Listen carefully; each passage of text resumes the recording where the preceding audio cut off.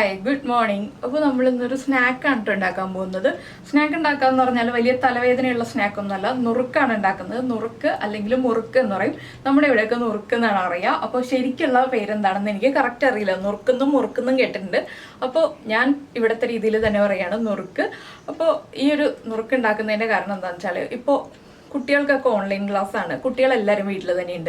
വലിയ ആളുകളും പകുതി പേർക്ക് ജോലിയുള്ളൂ, പകുതി പേര് വീട്ടിലുണ്ട്. നമ്മുടെ വീട്ടിലുള്ള കുറച്ച് ഇൻഗ്രീഡിയൻസ് ഉപയോഗിച്ച് നമ്മളൊരു നുറുക്കുണ്ടാക്കിയാൽ വൈകുന്നേരം ചായയുടെ കൂടെ കഴിക്കാനും അതുപോലെ മഴ പെയ്യുമ്പോൾ മഴയത്ത് ഇടയ്ക്ക് കുറച്ചുകൊണ്ടിരിക്കാനും ഒക്കെ നല്ല ടേസ്റ്റ് ഉള്ള കാര്യമല്ലേ. നമ്മുടെ വീട്ടിൽ അധികം ചിലവില്ലാതെ നമുക്ക് നുറുക്കുണ്ടാക്കാൻ പറ്റിയാലോ. അതിന് നമ്മളൊരു സ്പെഷ്യൽ ഇൻഗ്രീഡിയൻറ്റ് ഇതിൽ ചേർക്കുന്നുണ്ട്. അതെന്താണെന്ന് നമുക്ക് ഉണ്ടാക്കുമ്പോൾ കാണാം. നിങ്ങൾ വിചാരിക്കും നമുക്കിപ്പോൾ നമ്മുടെ ഉഴുന്നുപൊടിയൊക്കെ ചേർക്കാതെ എങ്ങനെയാണ് നുറുക്കുണ്ടാക്കിയാൽ ടേസ്റ്റ് ആവുക എന്നുള്ളത്. നമ്മുടെ ഉഴുന്നുപൊടിക്ക് പകരമായിട്ടാണ് നമ്മൾ ഈ ഒരു സ്പെഷ്യൽ ഇൻഗ്രീഡിയൻറ്റ് ഇതിൽ ചേർക്കുന്നത്. ഇതും കൂടി ചേർത്തിട്ട് നിങ്ങൾ നുറുക്കുണ്ടാക്കിക്കോളും. നന്നായിട്ട് എല്ലാവർക്കും ഇഷ്ടപ്പെടും. അതുപോലെ തന്നെ നമുക്ക് കുറച്ച് നാളത്തേക്ക് സ്റ്റോർ ചെയ്ത് വെക്കാനും പറ്റിയ ഒരു കാര്യമാണ്.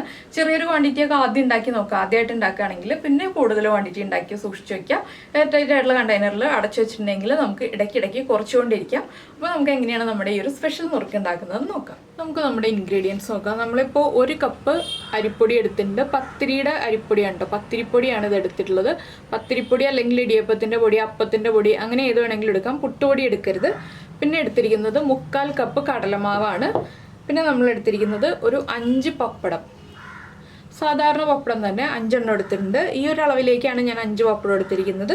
പിന്നെ ഒരു 1.5 ടീസ്പൂൺ എള്ളം എടുത്തിട്ടുണ്ട്.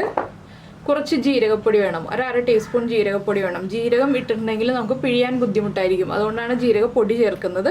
പിന്നെ വെളിച്ചെണ്ണ, ഉപ്പ്, വെള്ളം. അപ്പോൾ ആദ്യം നമുക്ക് ഈ പപ്പടം ഒന്ന് സോക്ക് ചെയ്ത് വെക്കാം. ഒരു 2-3 മിനിറ്റ് ഒന്ന് സോക്ക് ചെയ്തിട്ട് മിക്സിയിൽ ഒന്ന് കറക്കി എടുത്തിട്ടുണ്ടെങ്കിൽ പപ്പടം നന്നായിട്ട് അരഞ്ഞു കിട്ടും. ഇത് നമുക്കൊന്ന് മാറ്റി വയ്ക്കാം. ഇനി നമുക്ക് കുറച്ച് വലിയൊരു പാത്രത്തിലേക്ക് ഈ അരിപ്പൊടിയും അതുപോലെ തന്നെ കടലമാവും പിന്നെ ഒരു 1/2 ടീസ്പൂൺ ജീരകപ്പൊടി. ജീരകത്തിന് ഫ്ലേവർ കൂടുതൽ താല്പര്യമുണ്ടെങ്കിൽ 1/4 ടീസ്പൂൺ വരെ ചേർക്കാം. ഞാനിപ്പോൾ 1/2 ടീസ്പൂണേ ചേർത്തിട്ടുള്ളൂ. പിന്നെ നമ്മൾ ചേർക്കുന്നത് ആവശ്യത്തിന് ഉപ്പാണ്. അപ്പോൾ പപ്പടത്തിന് ഉപ്പുള്ളതാണ്, അതുകൊണ്ട് തന്നെ ഒരുപാട് ഉപ്പ് ചേർക്കരുത്. പിന്നെ നിങ്ങൾക്ക് എരിവ് വേണമെന്നുണ്ടെങ്കിൽ കുറച്ച് മുളക് പൊടി ചേർക്കട്ടോ. ഞാനിപ്പോൾ ചെറിയൊരു അളവിൽ മുളക് പൊടി ചേർക്കുന്നുണ്ട്. ശരിക്കും ഈ ഒരു നുറുക്കിന് എരിവില്ലെങ്കിലും കുഴപ്പമില്ല. ഞാനിപ്പോൾ ഒരു 1/4 ടീസ്പൂൺ മുളക് പൊടി ചേർക്കുന്നുണ്ട്, ചെറിയൊരു എരിവിന് വേണ്ടിയിട്ട്. 1/4 ടീസ്പൂൺ എരിവുള്ള മുളക് പൊടിയാണ് കേട്ടോ. കാശ്മീരി ചില്ലി പൗഡർ ആണെങ്കിൽ കൂടുതൽ ചേർക്കേണ്ടി വരും. പിന്നെ നമ്മൾ വെളിച്ചെണ്ണയും വെള്ളവും ചേർത്ത് വേണം ഇത് കുഴച്ചെടുക്കാനായിട്ട്. അപ്പോൾ ഇതും മാറ്റി വയ്ക്കാം നമുക്ക്. ബേക്കിംഗ് പൗഡറോ ബേക്കിംഗ് സോഡയോ ഒന്നും ചേർക്കരുത് കേട്ടോ. നുറുക്കിലേക്ക് ഇതൊന്നും ചേർക്കേണ്ട ആവശ്യമില്ല. അപ്പോൾ അരിപ്പൊടി വറുത്തരിപ്പൊടിയാണ് കേട്ടോ, വറുക്കാത്ത അരിപ്പൊടി എടുക്കരുത്. കറക്റ്റ് ആവില്ല, നമ്മുടെ അളവുകളെല്ലാം തെറ്റിപ്പോവും. അതുപോലെ തന്നെ നുറുക്കും പെർഫെക്റ്റ് ആവില്ല. വറുത്തരിപ്പൊടിയിലാണ് എപ്പോഴും നുറുക്ക് ചെയ്യുക. ഇനി നമുക്ക് നമ്മൾ എടുത്തു വെച്ചിരുന്ന പപ്പടം ഉണ്ടല്ലോ, അതൊന്ന് മിക്സിയുടെ ചെറിയ ജാറിലൊന്ന് അടിച്ചെടുക്കാം. ഇപ്പോൾ പപ്പടം സോക്കായിട്ടുണ്ട്. ആ വെള്ളത്തോടു കൂടി തന്നെയാണ് ഞാനൊന്ന് മിക്സിയിൽ അടിച്ചെടുക്കാൻ പോകുന്നത്. അപ്പോൾ നമ്മുടെ പപ്പടം നമ്മളിതാ ഇതുപോലെ നന്നായിട്ട് അരച്ചെടുത്തിട്ടുണ്ട്. ഞാനിത് ഇതിലേക്ക് ഒഴിച്ചു കൊടുക്കുകയാണ്. ഇനി മിക്സിയുടെ ജാറിലേക്ക് തന്നെ കുറച്ച് വെള്ളം ചേർത്തിട്ട് നമുക്ക് ഒന്നുകൂടി ഒന്ന് റൊട്ടേറ്റ് ചെയ്ത് ഒന്ന് ചുറ്റിച്ചെടുക്കാം മിക്സിയുടെ ജാറ്. ആ പപ്പടം ബാക്കിയുള്ളത് മിക്സിയിൽ നിന്ന് നന്നായിട്ട് പോരാൻ വേണ്ടിയിട്ടാണ് ഇതുപോലെ ഒന്ന് ചുറ്റിച്ചെടുക്കുന്നത്. ഇനി നമുക്കിത് കുഴച്ചെടുക്കാം. കുറച്ച് വെളിച്ചെണ്ണയും കൂടി ചേർത്തിട്ട് കുഴച്ചെടുക്കാം. നന്നായിട്ടൊന്ന് ഇളക്കി പപ്പടത്തിൻ്റെ മിക്സൊക്കെ നന്നായിട്ട് എല്ലാ ഭാഗത്തേക്ക് ആവുന്ന രീതിയിൽ കുഴച്ചെടുക്കുക. ഇതൊരു ചെറിയ ക്വാണ്ടിറ്റിയെ ഞാനിപ്പോൾ ഉണ്ടാക്കി കാണിക്കുന്നുള്ളൂ. ചെറിയ ക്വാണ്ടിറ്റിക്കുള്ള അളവുകളാണ് ഈ പറഞ്ഞതൊക്കെ.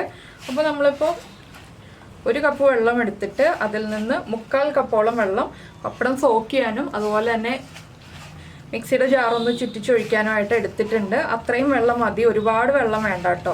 അപ്പോൾ പപ്പടത്തിൻ്റെ നനവും എല്ലാം കൊണ്ട് തന്നെ നമ്മുടെ മാവ് നന്നായിട്ട് കുഴഞ്ഞു വന്നോളും. ഇത് കണ്ടോ, വെള്ളം കൂടിപ്പോയിട്ടുണ്ടെങ്കിൽ പിന്നെ നിങ്ങൾ ചേർക്കേണ്ടത് അരിപ്പൊടിയാണ് കേട്ടോ. കടലമാവ് ചേർക്കരുത്, അരിപ്പൊടി മാത്രം ചേർത്തിട്ട് കുഴച്ചെടുക്കുക. കടലമാവ് അധികമായി പോയിട്ടുണ്ടെങ്കിൽ നമ്മുടെ നുറുക്കിന് ബലം ഉണ്ടാവില്ല, അതുകൊണ്ടാണ്. അപ്പോൾ ഇതുപോലെ ഒന്ന് കുഴച്ച് സോഫ്റ്റ് എടുക്കുക. അപ്പോൾ നമ്മളിതാ ഇതുപോലെ സോഫ്റ്റായിട്ട് കുഴച്ചെടുത്തിട്ടുണ്ട്. ഇതിലേക്ക് നമുക്കിനി എള്ള് ചേർത്ത് കൊടുക്കാം. നമ്മൾ കുഴച്ച് കഴിഞ്ഞിട്ട് മാത്രം എള്ള് ചേർക്കാം കേട്ടോ.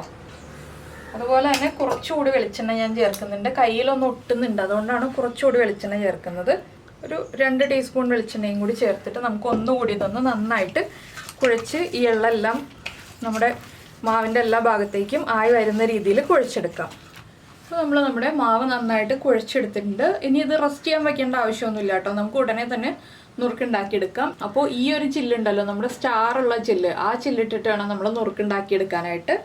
ഇനി നമുക്ക് നമ്മുടെ മാവ് നമ്മുടെ ഇടിയപ്പത്തിൻ്റെ മോൾഡിലേക്ക് കുറച്ച് കുറച്ചായിട്ട് ഫില്ല് ചെയ്ത് കൊടുക്കാം. ഇതിപ്പോൾ ഒറ്റ പ്രാവശ്യമായിട്ട് ഫില്ല് ചെയ്യാനേ ഉണ്ടാവുള്ളൂ, ചെറിയ ക്വാണ്ടിറ്റി ആയതുകൊണ്ട്. അപ്പോൾ നിങ്ങൾ എടുക്കുന്നത് കൂടുതൽ ക്വാണ്ടിറ്റി ആണെന്നുണ്ടെങ്കിൽ 2 or 3 പ്രാവശ്യമായിട്ട് ഫില്ല് ചെയ്തിട്ട് എണ്ണയിലേക്ക് പിഴിഞ്ഞ് നമ്മുടെ നുറുക്ക് റെഡിയാക്കി എടുക്കാം. അപ്പോൾ കുറച്ച് മാവ് ബാക്കിയുണ്ട്, ഞാനിപ്പോൾ ഒറ്റ പ്രാവശ്യം ഇത്രയും ഫില്ല് ചെയ്തിട്ടുള്ളൂ. ഇനി നമുക്കിത് എണ്ണ ചൂടാക്കിയിട്ട് എണ്ണയിലേക്ക് പിഴിഞ്ഞിട്ട് കൊടുക്കാം.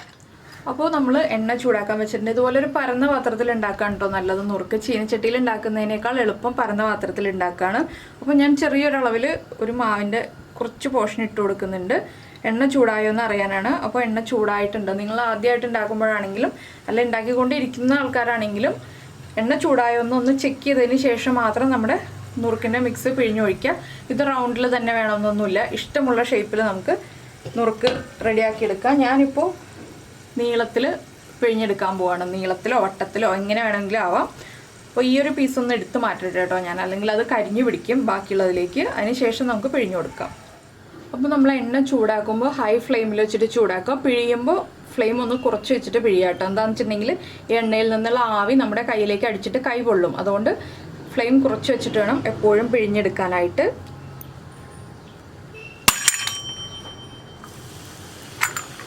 ഇതൊക്കെ നമ്മുടെ നുറുക്കുണ്ടാക്കുമ്പോൾ സംഭവിക്കുന്ന കാര്യങ്ങളാണ്. എന്താണെന്ന് വെച്ചിട്ടുണ്ടെങ്കിൽ നമ്മുടെ ത്രെഡുള്ള ഇടിയപ്പത്തിൻ്റെ അച്ചാവുമ്പോൾ ഇങ്ങനത്തെ പ്രശ്നങ്ങളൊക്കെ ഉണ്ടാവും.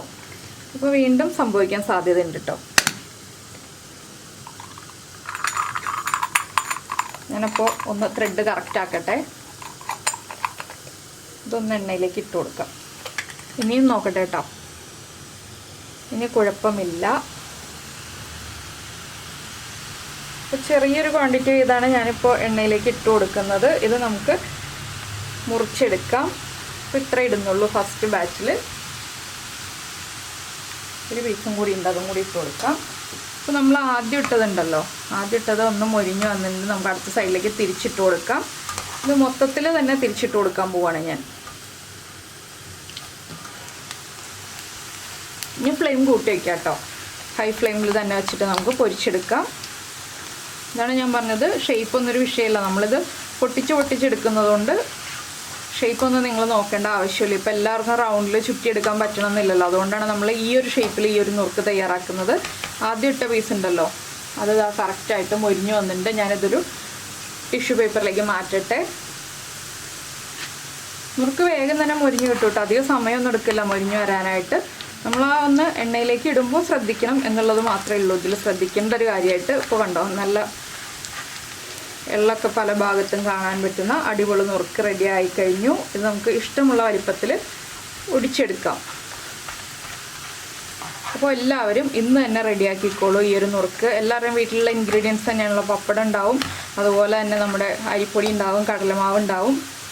വേഗം തന്നെ കുറച്ച് പൊടികളെല്ലാം എടുത്ത് ഒന്ന് കുഴച്ച് ഫ്രൈ ചെയ്താൽ വൈകുന്നേരം ചായക്ക് കൂടെ കഴിക്കാൻ നല്ലൊരു സ്നാക്കായി. ചായയുടെ കൂടെ തന്നെ കഴിക്കണമെന്നില്ല, വൈകുന്നേരം തന്നെ കഴിക്കണമെന്നൊന്നുമില്ല, ഇടയ്ക്ക് കുറച്ചുകൊണ്ടിരിക്കാനും നല്ലൊരു സ്നാക്കാണ്. അപ്പോൾ എല്ലാവർക്കും ഈ ഒരു റെസിപ്പി ഇഷ്ടപ്പെടുന്നുണ്ട് എന്ന് വിചാരിക്കുന്നു. ഞാനിതൊന്ന് ഫ്രൈ ചെയ്തിട്ട് കോരിയെടുക്കട്ടെ. അപ്പോൾ നമ്മുടെ ചാനൽ ആദ്യമായിട്ട് കാണുകയാണെങ്കിൽ ഞാൻ എല്ലാ ദിവസവും പറയുന്നൊരു കാര്യമുണ്ട്, നമ്മുടെ ചാനലൊന്ന് സബ്സ്ക്രൈബ് ചെയ്ത് സപ്പോർട്ട് ചെയ്യണേ. അതുപോലെ തന്നെ സബ്സ്ക്രൈബ് ചെയ്യുന്നതിന് ഈ വീഡിയോയുടെ താഴെയുള്ള റെഡ് സബ്സ്ക്രൈബ് ബട്ടൺ ഒന്ന് ക്ലിക്ക് ചെയ്യുക. അതിൻ്റെ റൈറ്റ് സൈഡിലുള്ള ബെല്ലൈക്കണും ക്ലിക്ക് ചെയ്യുക. അപ്പോൾ ഓൾ എന്ന് പറഞ്ഞിട്ടൊരു ഓപ്ഷൻ വരും. ആ ഓളും കൂടി പ്രസ് ചെയ്തിട്ടുണ്ടെങ്കിൽ ഞാൻ എപ്പോഴും വീഡിയോ അപ്ലോഡ് ചെയ്യുമ്പോൾ നിങ്ങൾക്ക് നോട്ടിഫിക്കേഷൻ വരും. പിന്നെ നമ്മൾ മുളക് പൊടി ചേർത്തുകൊണ്ടാണ് ഈ ഒരു ചെറിയ ഷെയ്ഡ് വന്നിട്ടുള്ളത്. മുളക് പൊടി ചേർത്തില്ല എന്നുണ്ടെങ്കിൽ ഈ ഒരു ഷെയ്ഡ് വരില്ല കേട്ടോ. അപ്പോൾ നിങ്ങൾക്ക് താല്പര്യമുണ്ടെങ്കിൽ മാത്രം മുളക് പൊടി ചേർക്കാം. കുട്ടികൾക്കൊക്കെ കൊടുക്കുകയാണെങ്കിൽ മുളക് പൊടിയൊന്നും ചേർക്കണം എന്നില്ല. നമ്മുടെ നുറുക്ക് റെഡി ആയി കഴിഞ്ഞു. നമുക്കിത് എണ്ണയിൽ നിന്ന് മാറ്റാം.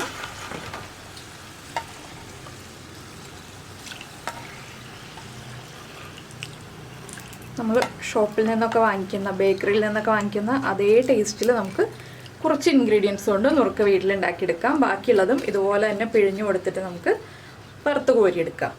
അപ്പോൾ ഞാൻ ബാക്കി പിഴിയട്ടെ കേട്ടോ.